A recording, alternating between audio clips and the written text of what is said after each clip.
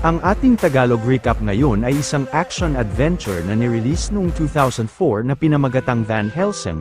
Ito ay tungkol sa isang monster hunter na si Gabriel Van Helsing. Sa kanyang misyon, makakatagpo niya ang makapangyarihang vampirang si Count Dracula. Ating panuurin ang kanyang paglalakbay na mapigilan ang kasamaan na makapaghasik ng kapahamakan sa buong mundo. Kaya simulan na natin ang movie recap Tagalog. Noong 1887 sa Transylvania, ang mad scientist na si Victor Frankenstein ay matagumpay na naisagawa ang kanyang experiment na pagbuhay sa patay. Kapalit nito ay siya namang ikinagagalit ng mga tao sa kanya dahil sa pag-e-experiment sa mga labi ng mga residente. Biglang nagpakita si Dracula at sinabi kay Frankenstein na maaring gamitin ang kanyang nilikha upang buhayin ang kanyang mga undead creatures. Tinanggihan ito ng scientist dahil ayaw niyang gamitin ang kanyang imbensyon sa kasamaan. Tinawag niya si Igor upang itaboy ngunit siya pala ay nagtatrabaho kay Dracula. Sa takot ng scientist ay kinuha niya ang espada ngunit ibinaon pa ni Dracula ang sarili dahil sa wala itong talab sa kanya at dahil sa matagal na siyang patay. Kasunod nito ay pinatay ni Dracula si Frankenstein, sa galit ng kanyang nilikha ay nakawala ito sa pagkatali at inatake si Dracula.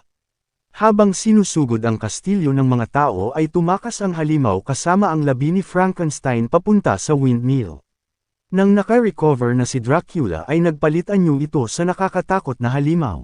Sa galit ng mga residente ay sinunog nila ang windmill, wala nang nagawa ang halimaw kaya hinayaan na lamang niya na sila ay mahulog.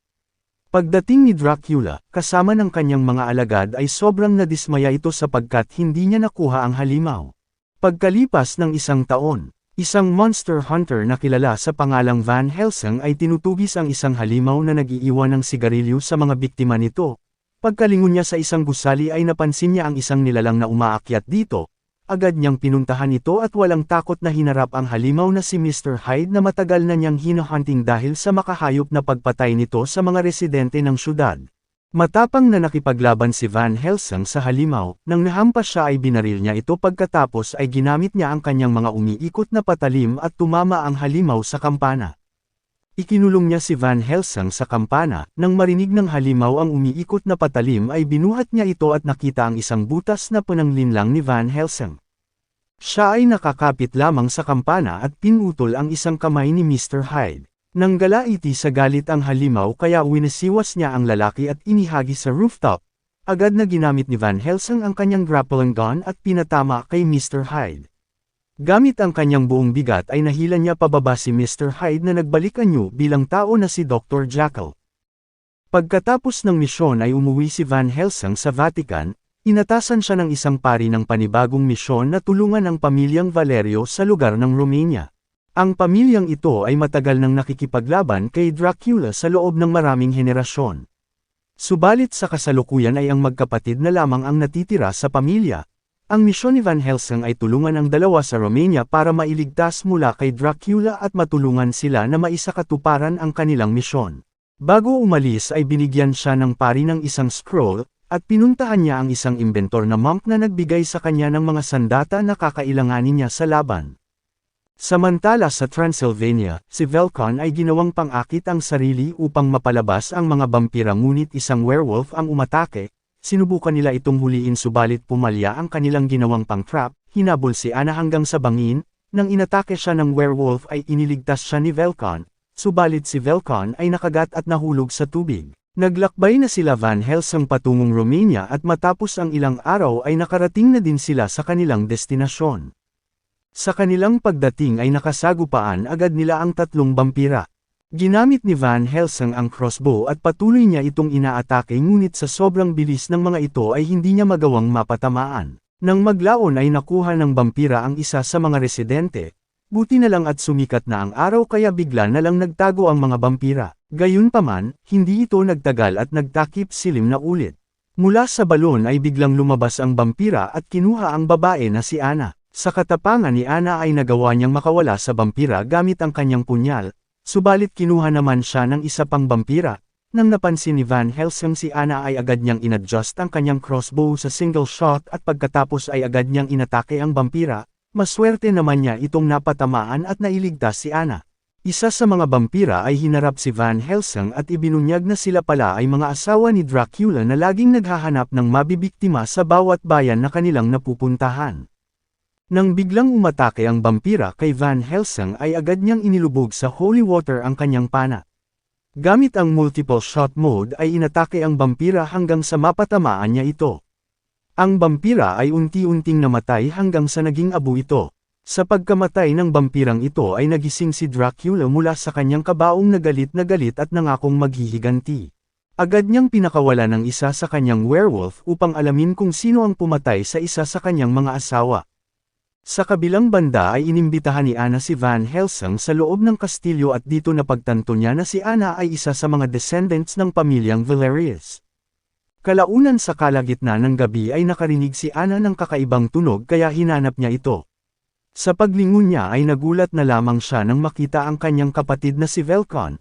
Ibubunyag na sana niya ang sekreto ni Dracula ngunit bigla na lamang itong nawala sa sarili at nagsimula ng mag-transform bilang werewolf. Narinig ni Van Helsing ang kaguluhan kaya agad niyang pinuntahan si Anna. Si Velcon na nasa kanyang pag-iisip pa rin ay agad na umalis. Sa pagkakaalam ni Anna ay mayroong antidote si Dracula. Sa pagmamahal niya sa kapatid ay nagtungo sila sa lungga ni Dracula. Pagkarating sa lugar ay nakita nila ang mga nakasabit na parang itlog ng halimaw. Ginamit ni Dracula si Velcon bilang test subject upang buhayin ang mga itlog na lumalabas na ang mga ito ay mga undead creatures ni Dracula na katulad niyang vampira. Ginamit ni Igor ang scientific method na experiment ni Dr. Frankenstein upang buhayin ang mga alagad ni Dracula. Nang napatamaan na ng kidlat ang test subject ay agad na pinagana na ni Igor ang switch. Nakagawa ito ng napakalakas na kuryente na bumuhay sa mga vampira. Isa-isa na itong nagsilabasan at lumipad patungo sa kalapit na nayon, ang mga residente ay nagsitakbuhan subalit sa kasamaang palad ay marami ang nabiktima, ilang saglit pa ang lumipas ay bigla na lamang sumabog ang mga vampira. Ipinahayag ni Igor na ang kanilang test subject na si Velcon ay maaring hindi sapat upang mapanatiling buhay ang mga undead creatures. Sinabi niya na kailangan talagang mahanap ang halimaw na nilikha ni Dr. Frankenstein. Nang nalaman ni Van Helsing ang tungkol kay Dr. Frankenstein ay agad silang nagtungo sa lugar kung saan huling nakita ang halimaw. Habang umiinom ay bigla na lamang silang nahulog, naramdaman ni Van Helsing na may nagtatago sa underground kaya dahan-dahan silang lumakad ngunit nagulat nang atakihin sila ng halimaw na nilikha ni Dr. Frankenstein. Tinanong ng babae kung ano ang gusto nito, sumagot ang halimaw na nais niya lamang mabuhay. Nagkaroon ng pagkakataon si Van Helsing na mapatamaan ito. Dito na nila nalaman na ang halimaw pala ang pinakasusi upang magtagumpay si Dracula sa pagbuhay sa kanyang mga vampira. Lumipat ang eksena sa kasama niyang monk na sa hindi inaasahang pagkakataon ay nadiskubre niya ang paraan kung papaano mapapatay si Dracula. Dahil sa nalaman ng werewolf ni Dracula na buhay pa ang nilikha ni Dr. Frankenstein ay agad na nagdesisyon si Van Helsing na itago ang halimaw sa Vatican, subalit habang nasa daan ay nasundan sila ng mga alagad ni Dracula. Sa kasamaang palad ay nahulog ang karwahe sa bangin. Sa pagnanais na makuha ng buhay ang halimaw dahil kailangan ito ni Dracula ay pinilit ng vampira na iligtas ito ngunit nang makita nila ang loob ng karwahe ay tumambad sa kanila ang isang bomba. Sumabog ito na ikinamatay ng vampira, lumalabas na may isa pang karwahe na dala ni Anna at dito isinakay ang halimaw, subalit sila ay nasundan ng werewolf na lalong nagpahirap sa kanila. Binaril ni Van Helsing ang werewolf at nahulog silang dalawa.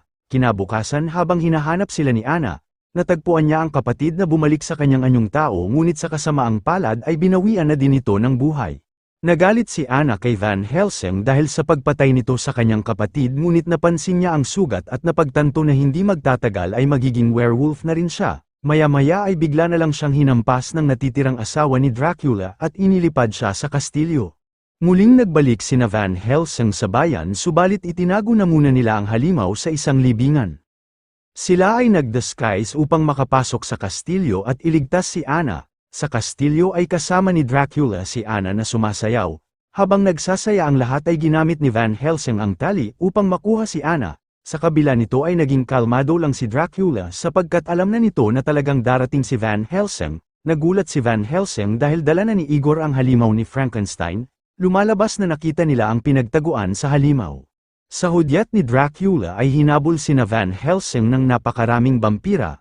Tumakbo na lamang sila dahil sa dami ng mga ito. Ang imbentor na si Carl ay nag-iwan ng pampasabog. Sa mga sandaling nakapasok na ang mga vampira ay nagpasabog ito ng sikat ng araw na pumatay sa lahat ng vampira. Sumunod dito ay nakita ni Van Helsing ang halimaw na patungo na sa experimental site ni Dracula. Sinubukan niya itong habulin ngunit naharangan na siya ng bakal na tarangkahan. Sa bahay nila Anna ay natuklasan ni Carl ang portrait ni King Valerius at hindi lang pala ito ancestor ni Anna kundi ama din pala ni Dracula. Ipinaliwanag ni Carl na si Dracula pala ay nakipagkasundo sa demonyo upang maging immortal siya sa pamamagitan ng pag-inom nito sa dugo.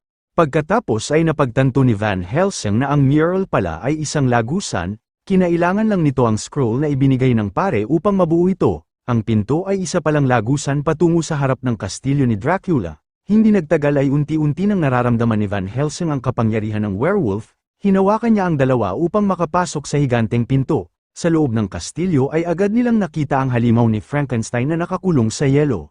Sa pagkamangha ng halimaw kay Van Helsing ay sinabi nito na hanapin na lang ang antidote ni Dracula upang hindi tuluyang maging ganap na werewolf. Binihag ni Van Helsing si Igor upang ituro nito ang lokasyon ng antidote.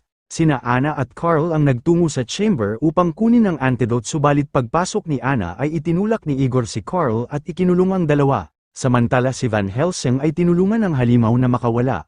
Subalit biglang tumama ang kidlat at ang resurrection machine ay tuluyang gumana. Ang mga itlog na vampira ay unti-unti nang napipisa ngunit hindi pa ito sapat kaya kailangan pa ng isa pang electric shock sa halimaw. Sa kabilang banda, lumitaw si Aliria sa likod nila kaya tinulak ni Anna ang antidote at naglalaman pala ito ng highly corrosive salt acid. Ginamit nila ang substance na ito upang matuno ang bakal na pinto pagkatapos ay kinuha ni Carl ang antidote sabay tumakas ngunit bago pa makalabas si Anna ay nahuli siya ni Aliria. Nakasalubong ni Carl si Igor na may dalang electric shocker at walang tigil nitong inatake si Carl. Napansin ni Dracula si Van Helsing na pinapakawalan na nito ang halimaw, dahil dito ay nagalit siya at nag-transform sa kanyang halimaw na anyo at pagkatapos ay inatake si Van Helsing. Matagumpay na napakawalan na ni Van Helsing ang halimaw subalit nadulas ito at nahulog.